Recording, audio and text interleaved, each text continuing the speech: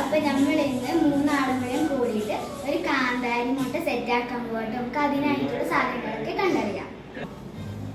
ആദ്യമായിട്ട് 10 കാടാമുട്ടകളും, പിന്നെ ഇത്തിരി ഇഞ്ചി, പിന്നെ ഇത്തിരി അധികം ചെറിയുള്ളികൾ, പിന്നെ പുതിനയില, പിന്നെ മെയിനായിട്ടുള്ള കാന്താരി മുളക്, ഇത്തിരി വേപ്പില, ഹെൽത്തി ആയിട്ടുള്ള പനിക്കൂർക്കയില, പിന്നെ ഇത്തിരി വിനാഗിരി ഉണ്ട്, സോൾട്ടും ഉണ്ട്.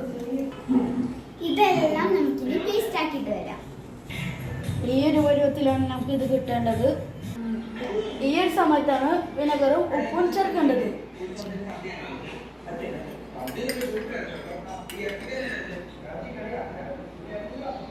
രണ്ടോ മൂന്നോ വിനെഗറും പിന്നെ ആവശ്യത്തിന് ഉപ്പും. ഈ ഒരു മിക്സ് നമുക്ക് മുട്ടക്കുട്ടന്മാരിലേക്ക് തട്ടി കൊടുക്കാം.